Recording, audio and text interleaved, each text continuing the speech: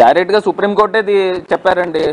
అక్కడ ఉన్న జస్టిస్లు క్లియర్గా చెప్పింది ఏంటంటే దేవుడి పైన రాజకీయాలు చేయొద్దు, పాయింట్ నెంబర్ 1. రెండోది, మీరు ఇన్అప్రాప్రియేట్గా ప్రైమా ఫేసీగా మీరు ఏ రకంగా స్టేట్మెంట్లు ఇవ్వగలుగుతారు? హైయెస్ట్ కాన్స్టిట్యూషనల్ బాడీ కిందన మీరు చీఫ్ మినిస్టర్ కింద ఉన్నప్పుడు మీరు ఏ రకంగా ప్రజల మనోభావాలతో సంబంధించి మీరు ఏ రకమైన స్టేట్మెంట్లు ఎందుకు ఇచ్చారు? మీ దగ్గర పూర్తిగా నివేదికలు లేకోకుండా ఇంకో అంశం కూడా చెప్పారు, సెకండ్ ఒపీనియన్ ఎందుకు తీసుకోలేదు. ఇప్పుడు మీరు మనము గత ప్రెస్ మీట్లో కూడా చెప్పాం, ఏదైతే ఎన్ఎఫ్ఎల్ దగ్గర నుంచి, గజియాబాద్ దగ్గర నుంచి, లేకపోతే మైసూర్ దగ్గర నుంచి సెకండ్ ఒపీనియన్ తీసుకోవాలి కదా. మీరు ఒకే కాంట్రాక్టర్ని ఎందుకు మీరు శాంపిల్ పంపించారు? మీ దగ్గర ఉన్న వెండర్స్ అందరు శాంపిల్స్ పంపించాలి కదా. దీని తర్వాత లడ్డూని మీరు ఎందుకు శాంపిల్కి పంపించలే? ఇవన్నీ ప్రధానమైన అంశాలు కదా. మీరు ఏదో నేను నిప్పంటిచ్చేసాను, అది అగ్గేలిగి మొత్తం దహనం అయిపోతుందన్న ఒక రాజకీయ దుర్బుద్ధితో చంద్రబాబు నాయుడు గారు ఆడిన ప్లే ఇది.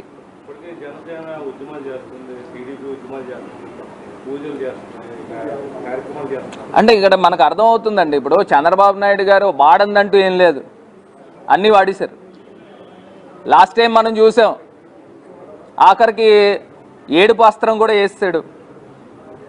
ఏడుపు అస్త్రం అయిపోయింది, ఇంక మొత్తం అన్నీ అయిపోయినాయి.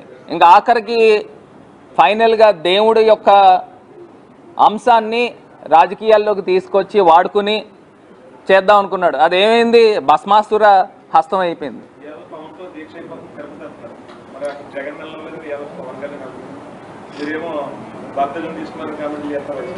ఏదండి? అదే ఒక అంశం అండి, కాదు దీన్ని ఇంక మనం ఎక్కువ రాజకీయాలు మాట్లాడద్దు. కానీ ఒక అంశం అయితే నేను చెప్తాను, జగన్ గారు ఎట్లాగా రాబోయే రోజులు ఖచ్చితంగా కలియుగ వైకుంఠుడు వెంకటేశ్వర స్వామిని దర్శనం చేసుకుంటారు.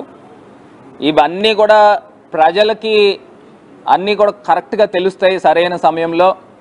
ఎప్పుడైతే దేవుడి పైన రాజకీయాలు చేస్తారో దేవుడే అన్నీ చూసుకుని తగిన గుణపాఠం ఎవరైతే దేవుడి పైన రాజకీయాలు చేస్తున్నారో వాళ్ళకి అవుతుంది.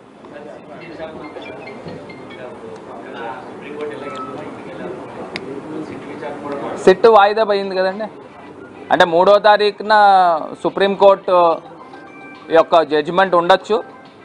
అప్పుడు సిట్తో విచారణ చేయించాలా, లేని పక్షంలో ఇండిపెండెంట్ బాడీని వేయాలా. ఏదైతే సాలిసిటరీ జనరల్ని కూడా ఒపీనియన్ అడిగారు. సో ఖచ్చితంగా అక్టోబర్ 3వ తారీఖున ఒక క్లారిటీ వస్తుంది. ఎందుకంటే కాన్స్టిట్యూషనల్ బాడీలో ఉన్న హైయెస్ట్ పవరే స్టేట్మెంట్ ఇచ్చేసిన తర్వాత సిట్ ఎవరికి రిపోర్ట్ చేస్తారండి? ఇదే కాన్స్టిట్యూషనల్ బాడీకి రిపోర్ట్ చేస్తాడు. అంటే ఇన్ఫ్లుయెన్స్ అయిపోతారు కదా ఆటోమేటిక్గా.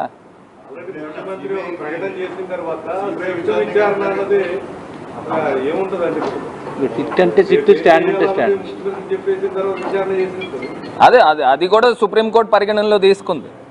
పరిగణనలో తీసుకునే ఇండిపెండెంట్ బాడీ వేయాలా విచారణకి అనేది అంశం వచ్చింది.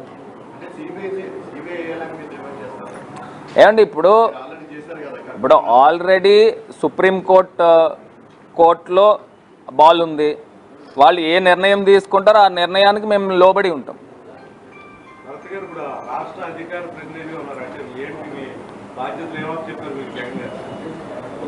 అదేనండి, ఇప్పుడు అధికార ప్రతినిధి అంటే ఇప్పుడు ఏదైతే పార్టీకి సంబంధించి ఏదైతే ప్రజలకి అన్యాయం జరుగుతూ ఉన్నాయో అవన్నీ కూడా లేవనెత్తుతాము, ప్రజల దృష్టికి తీసుకెళ్తాము. ఖచ్చితంగా ఈ అన్ని అంశాల గురించి మాట్లాడతాం. ఎక్కడ ఉంటే అక్కడ ఢిల్లీ, అవసరమైతే ఢిల్లీ కూడా చేస్తాం.